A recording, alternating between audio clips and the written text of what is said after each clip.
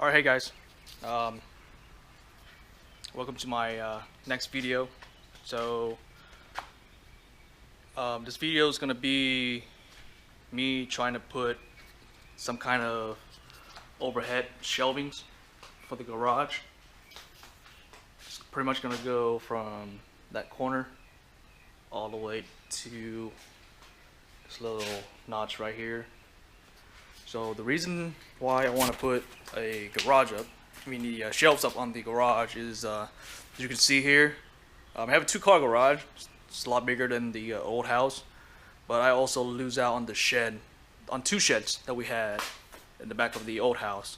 So a lot of my army gear, miscellaneous boxes, and all this kind of stuff hogs up a lot of garage space. I want to have at least an open space so I can work on my bike, my truck, the wife's car, and of course start making some furniture around the house with the bench that I just made.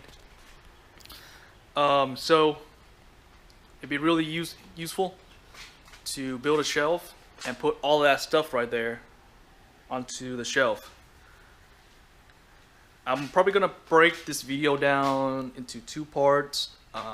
So for today, we're probably gonna go and mark and then draw up the plan of how the shelf's gonna look, the cut list, and what kind of material that I need. So let's get started. 2 hours later. Alright guys, just finished marking the walls. So the plan is for the shelf to come out 3 feet from the wall and 2 feet from the ceiling. Most of the studs were already marked on the wall, so that's pretty fortunate. I don't have to find them. However, I'm still gonna mark them later just to be sure, like where exactly the studs are, so I can pre-drill into the wall. The joists up on the ceiling are somewhat marked, but apparently there's another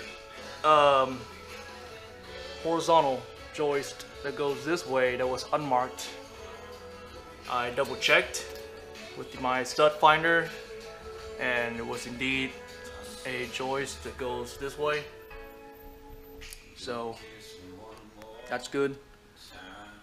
So how's the plan is gonna look is build a ledger here and attach that to the wall, and another ledger onto the ceiling, run from that end all the way to that end, and then basically a floating ledger being held up by a vertical 2x4.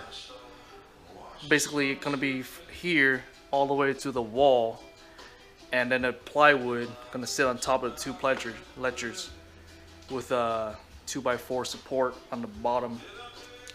So that's the plan. Go ahead and start drawing up the cut list and supply list. Alright, stay tuned.